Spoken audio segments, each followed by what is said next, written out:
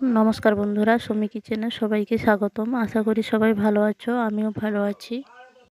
आज आमी एकटा नतून रेसिपि बानिये देखाच्छि बाटा माछेर तेल झाल। एई रकम भावे बानाले खूब सुंदर लागबे खेते।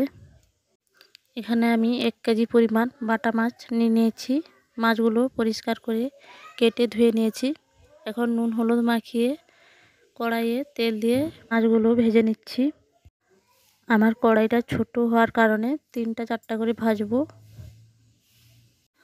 আর ভিডিওটা দেখার শুরুতেই লাইক করে দেবে, আর কেমন হয়েছে রেসিপিটা কমেন্টে জানাবে। আর নতুন বন্ধু হয়ে থাকলে সাবস্ক্রাইব করে দেবে চ্যানেলটা। মাছগুলোর এক পাশ ভাজা হয়ে গেছে, এখন আরেক পাশ উল্টিয়ে দিচ্ছি।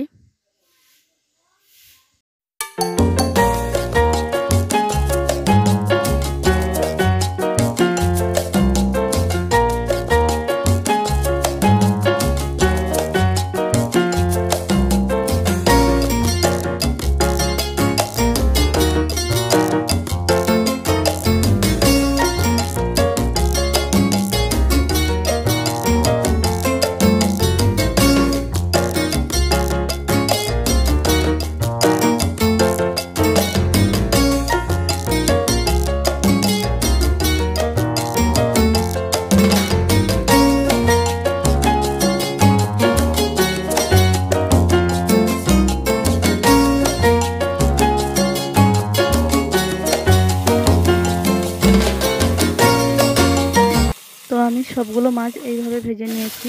এখন আমি কড়াইয়ে যে তেলটা বেশি হবে সেই তেলের মধ্যে আর কিছুটা তেল দিয়ে দেবো। এখানে আমি 25 গ্রাম মতন তেল নিয়েছি। এরপর আমি কুচি করে পেঁয়াজ রেখেছিলাম হাফ বাটি মতন দিয়ে দিচ্ছি। এরপর আমি কাঁচা লঙ্কা চিড়ে দিয়ে দিচ্ছি 4 পিস। এখন কিছুক্ষণ নেড়ে চেড়ে 2টি টমেটো কুচিয়ে রেখেছিলাম, টমেটোগুলো দিয়ে দিচ্ছি। তো টমেটোটাকে 2 থেকে 3 মিনিট নেড়ে নিচ্ছি। এখন আদা রসুন পেঁয়াজ আর 3টে শুকনো লঙ্কা দিয়ে মিক্সিতে পেস্ট করে নিয়েছি, সেই পেস্টটা দিয়ে দিচ্ছি। এখন বাটা মশলাটা 2 থেকে 3 মিনিট ভালো করে কষিয়ে নিতে হবে।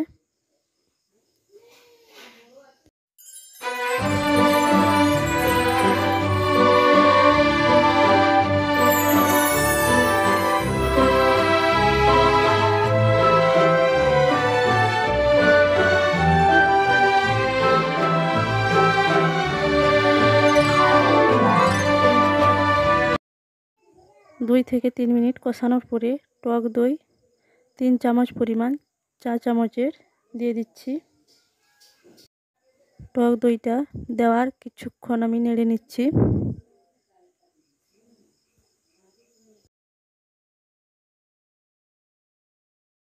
এখন মশলার গা থেকে তেল বেরিয়ে এসেছে। মশলাটা কষানোর জন্য কিছুটা জল দিয়ে ভালো করে মশলাটা কষিয়ে নেব।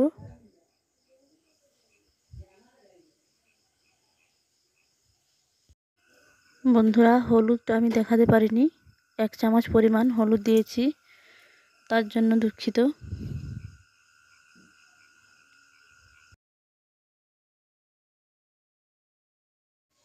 মশলাটা কষানো হয়ে গেছে, এখন আমি জল দিয়ে দিচ্ছি 2 বাটি পরিমাণ।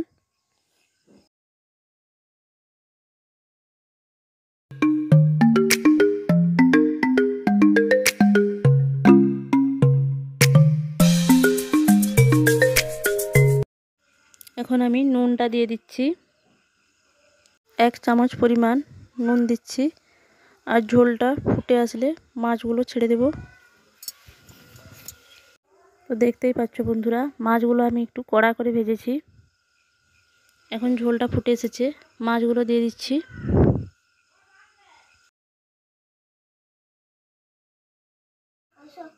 মাছগুলো দিয়ে এখন একটা খুন্তি দিয়ে ভালো করে নেড়ে চেড়ে ঝোলের মধ্যে মিশিয়ে দিচ্ছি। এখন মাছের বাটনটা রেডি হয়ে গেছে। আমি ধনেপাতা কুচি করে রেখেছি, ওপরে ছড়িয়ে নামিয়ে দিচ্ছি।